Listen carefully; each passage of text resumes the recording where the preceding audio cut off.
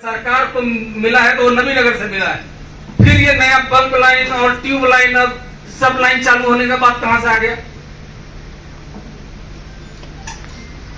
एक तो जो कोरोना काल में जो ट्रेन बंद हुआ है, आज तक ट्रेन हम चालू नहीं हो पाया। अच्छा, बोलने में होता है तो कहा जाता है कि रेलवे विभाग का बोर्ड और प्रधानमंत्री या राष्ट्रपति देखेंगे, और जमीन लेना होता है तो किसान के बीच में सब कोई पहुंच जा रहा है। ये कभी भी हम लोग नहीं होने देंगे। इस बार किसी भी हालत में वहां का एक सुई का नोक भर भी अधिग्रहण नहीं होने देंगे, स्पष्ट बात है। सबसे तो जरूरी है अध्यक्ष महोदय, वहाँ मरने का स्थिति हो गया है। अगल बगल का लोग मैंने किस हालत में जी रहा है। डीएम साहब, अगला बैठक को एनटीपीसी पे करवाइए, फ्लाईएस के बगल के किसी गांव में, तो सभी लोगों को समझ में आ जाएगा। एसी रूम में बैठ के सबको बोल सकता है कि अधिग्रहण करा दीजिए, लेकिन जो किसान को वहां पे गुजर रहा है, वहां पे चलने के बाद पता चलता है। अरे हम लोग धन्य मनाते हैं कि धन्यवाद देते हैं, हमको जूता से मार नहीं रहा है। 5 घंटा अगर बैठ जाती है, 5 मिनट वहां बैठ जाइए तो लंग्स में भर जा रहा है। इसमें हम अध्यक्ष और दो एनटीपीसी प्लांट का टोटल छाई निकाल के रेलवे से ले जाने के लिए वहां यार्ड बनाने की कोई जरूरत है, ऐसे ही निकल रहा है। और अभी तो एलपीजीसी में अभी तो 3 यूनिट और आना है। क्या स्थिति रहेगा वहां का, ये तो भगवान भरोसे हिंदू ऑटो हो जाएगा वहां पे।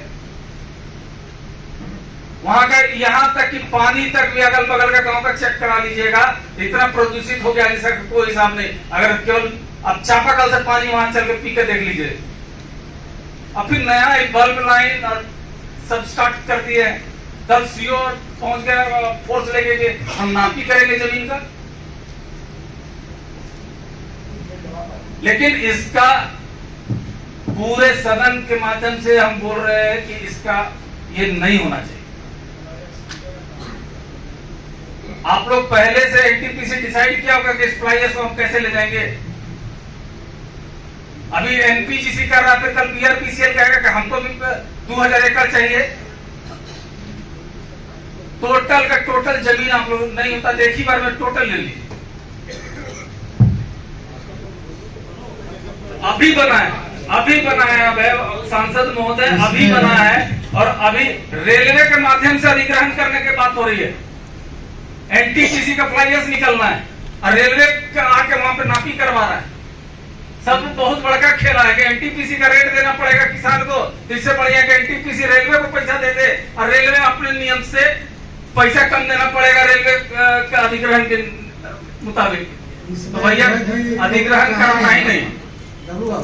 इसमें अध्यक्ष जी चाहेंगे, हम रिक्वेस्ट करेंगे कि आप अपने स्तर से डीएम साहब से ये है एनटीपीसी के पदाधिकारी को बुला करके उसका मानक कैसा है, कैसे प्लानिंग बना उसको देख करके तो किया जाए। माने हम लोग को रहना है बहुत दिक्कत है। 15 दिन के एक बार वहाँ का किसान जमीन दे चुका है, अब जबरदस्ती केवल करने का है तो जबरदस्ती संभव नहीं।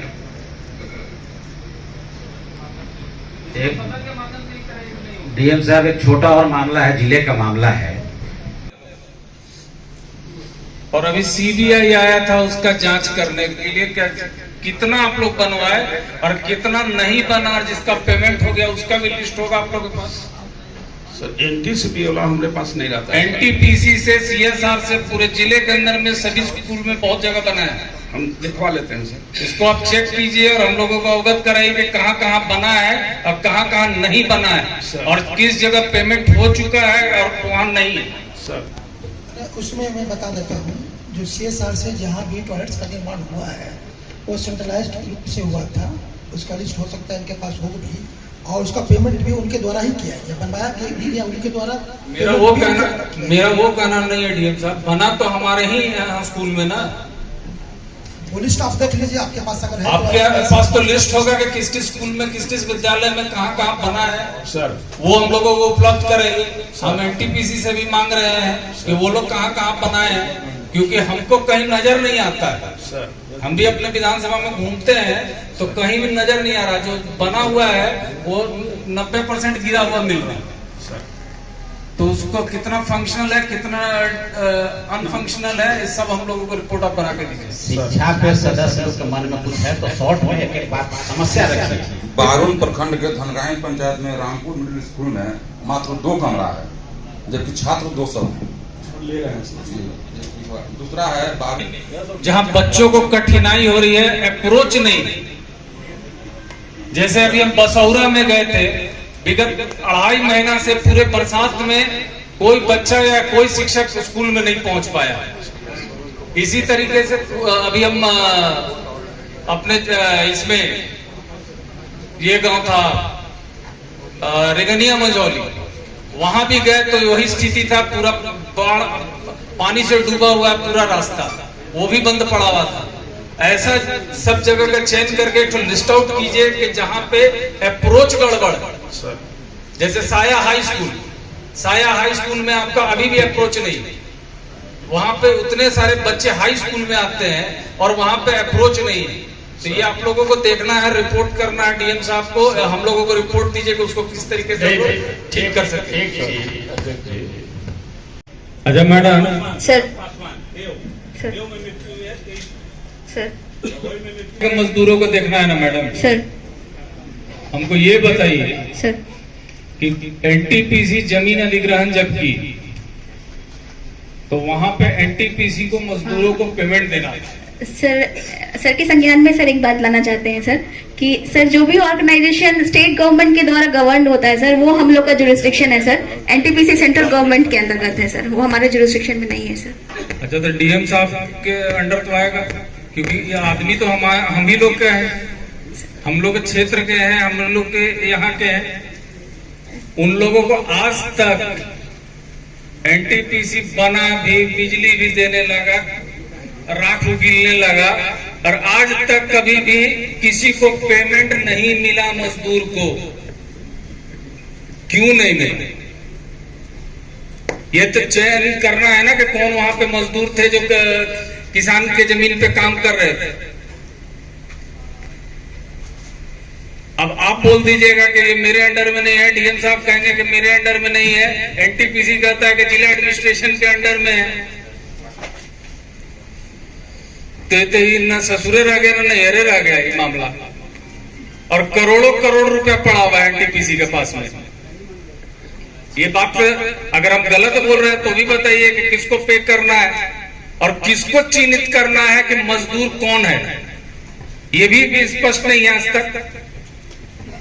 लेबर डिपार्टमेंट कहता है हम नहीं कर पाएंगे, जिला एडमिनिस्ट्रेशन कहता है हम नहीं कर पाएंगे, एनटीपीसी कहता है हम नहीं कर पाएंगे, तो मर गया वहां का लोकल सब मजदूर लोग। और अब तो एक युग हो गया उसको बने हुए, 12 साल टच करने जा रहा है दोनों एनटीपीसी को, और आज तक पेमेंट किसी मजदूर को नहीं हुआ। हमको लगता है कि हार्डली हुआ होगा तो 30-35 जो स्टार्टिंग में हुआ से हुआ, उसका जो बंद हुआ ये फाइल उसके बाद बंदी है।